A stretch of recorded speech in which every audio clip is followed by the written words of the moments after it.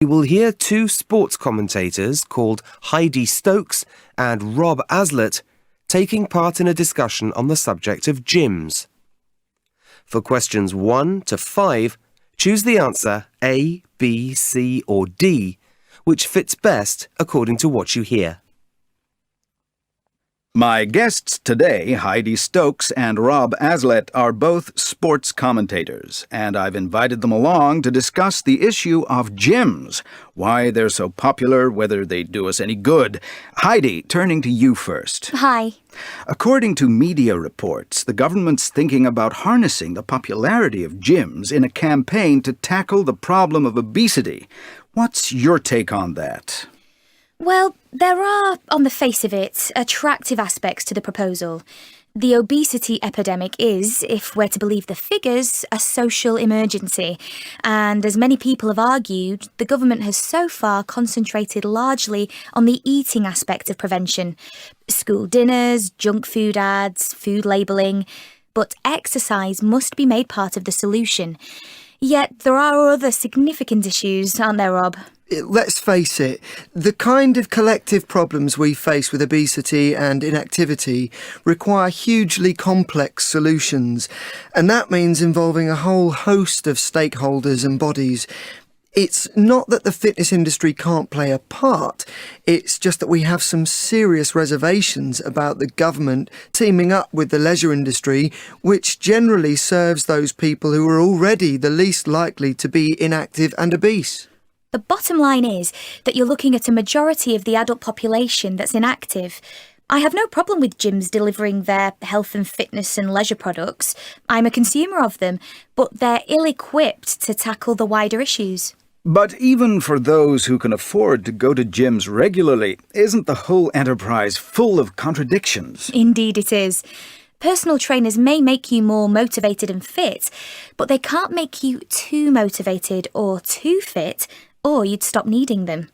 It isn't in a gym's interest to encourage you to build exercise into your daily life, because that would cut into gym hours. It's true that they're often the only option in cities if there are few parks, no bike lanes, bad weather or whatever, but it's also true that gyms have a vested interest in keeping you indoors. And people lose motivation, don't they, Rob? Gyms can be the site of healthy activity. There's no question that good ones provide expertise, motivation, role models, all tremendously beneficial.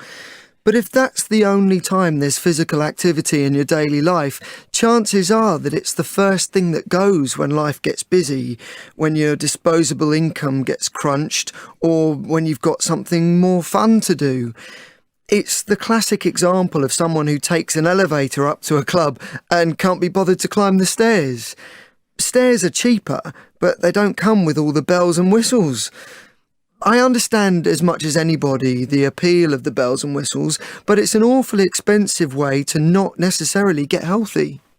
And gyms come in for a lot of criticism for their marketing already, don't they, Heidi? Well, the temptation for the gym is to sign up as many people as possible, then gamble on them not turning up. A kind of fitness pyramid scheme. That's absolutely true of some gyms, but not the majority. A business model that's almost entirely reliant on revenue from membership dues means that it's in their interest to sign up a lot of people.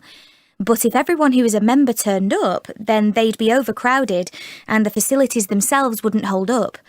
There's a calculated risk, obviously, but good clubs will take that into account and use reasonably accurate projections. They know that people will go at different times of day, in terms of their occupations and their personal lives, etc. And the aim of the game at the end of the day is to hang on to them, so you don't want them turning up and finding all the equipment's occupied. So how can gyms keep people coming? Rob? It's getting them in and exceeding their expectations every time they come in that's important. Exercise has changed more to being a part of my life. It's about wellness, about feeling good spiritually as well as physically, as well as mentally. The same amount of people join a gym for relaxation and to release stress as they do to tone up or lose weight. So, in marketing a club, if your message isn't one that gives this whole picture of mind, body and spirit, you're appealing to just a percentage of the potential market. It's why the growth of the mind-body idea, like yoga and Pilates, has been so important to the industry. It's pulling in groups of people who'd probably never have joined a gym if those options weren't there. Rob, Heidi, there we must leave it. Thanks.